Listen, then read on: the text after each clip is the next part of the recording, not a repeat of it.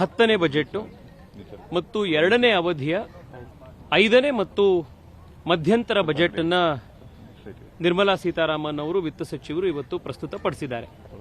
ಮಧ್ಯಂತರ ಬಜೆಟ್ ಆದ್ರಿಂದ ಇದರಲ್ಲಿ ವಿಸ್ತಾರವಾದಂತಹ ಹೊಸ ಯೋಜನೆಗಳಾಗಲಿ ಅಥವಾ ದೊಡ್ಡ ಅಲೋಕೇಶನ್ಗಳ ಬಗ್ಗೆ ಆಗಲಿ ಹೆಚ್ಚಿನ ಉಲ್ಲೇಖ ಮಧ್ಯಂತರ ಬಜೆಟ್ ಆದ್ರಿಂದ ಇದರಲ್ಲಿ ಹೆಚ್ಚಾಗಿಲ್ಲ. ಆದರೂ ಕೂಡ ಕಳೆದ 10 ವರ್ಷಗಳ ಮತ್ತು ವಿಶೇಷವಾಗಿ ಕಳೆದ 5 ವರ್ಷಗಳಲ್ಲಿ ದೇಶ ಯಾವ ದಿಕ್ಕಿನಲ್ಲಿ ನಡೀತಾ ಇದೆ, ನರೇಂದ್ರ ಮೋದಿ ನೇತೃತ್ವದ ಸರ್ಕಾರದ ಪ್ರಮುಖ ಯೋಜನೆಗಳ ಒಂದು ವೇಗ ಮತ್ತಷ್ಟು ಮಾಡುವಂಥ ದೃಷ್ಟಿಯಿಂದ ಪ್ರಮುಖ ಅನೌನ್ಸ್ಮೆಂಟ್ಗಳು ಈ ಬಜೆಟ್ನಲ್ಲಿ ಆಗಿವೆ.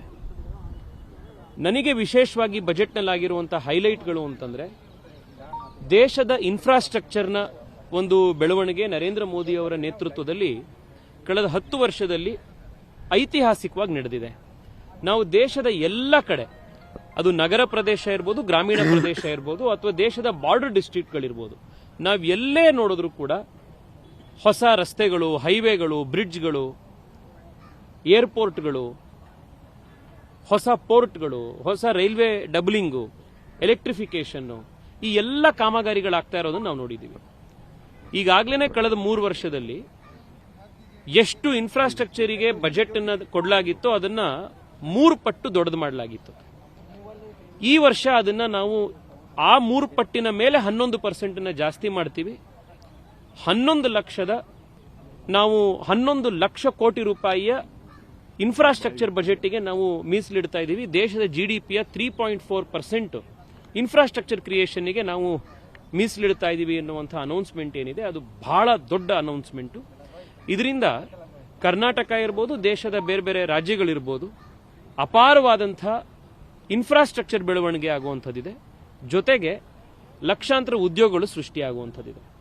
2ನೇದು ಬಹಳ ದೊಡ್ಡ ಅನೌನ್ಸ್ಮೆಂಟ್ ಇದರಲ್ಲಿ ಆಗಿರುವಂಥದ್ದು, 1 ಲಕ್ಷ ಕೋಟಿ ರೂಪಾಯಿ ರಿಸರ್ಚ್ ಅಂಡ್ ಡೆವಲಪ್ಮೆಂಟ್ಗೆ ನಾವು ಸಾಲರಹಿತವಾದಂಥ, ಅಂದ್ರೆ ಬಡ್ಡಿ ರಹಿತವಾದಂಥ ಸಾಲಗಳನ್ನು ಕೊಡೋದಿಕ್ಕೆ ಗ್ರಾಂಟ್ ಅನ್ನು ಎಸ್ಟಾಬ್ಲಿಷ್ ಮಾಡ್ತಿದ್ದೀವಿ ಎನ್ನುವಂಥ ಒಂದು ಘೋಷಣೆ. 1 ಲಕ್ಷ ಕೋಟಿ ರೂಪಾಯಿ ಬಹಳ ದೊಡ್ಡ ಮೊತ್ತ. ದೇಶ ಬರುವಂಥ ವರ್ಷಗಳಲ್ಲಿ, ದಶಕಗಳಲ್ಲಿ ವೈಜ್ಞಾನಿಕವಾಗಿ ಮುಂದುವರಿಬೇಕಾದ್ರೆ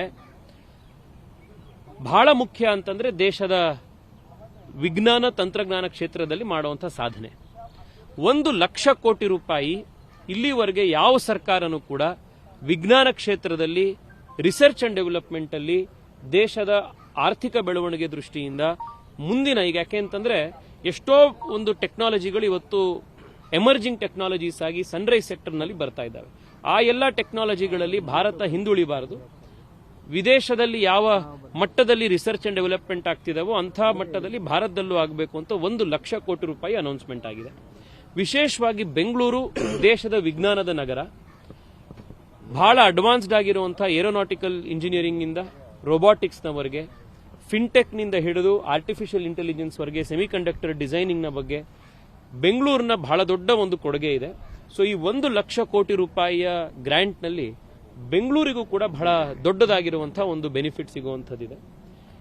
ಒಟ್ಟಿನಲ್ಲಿ ಹೇಳೋದಾದ್ರೆ ಈ ಬಜೆಟ್ನಲ್ಲಿ ದೇಶದ ಅತ್ಯಂತ ಕಡು ಬಡವರನ್ನ ದೃಷ್ಟಿಯಲ್ಲಿ ಇಟ್ಟುಕೊಂಡು ಕೂಡ ಸಾಕಷ್ಟು ಯೋಜನೆಗಳನ್ನು ತರಲಾಗಿದೆ.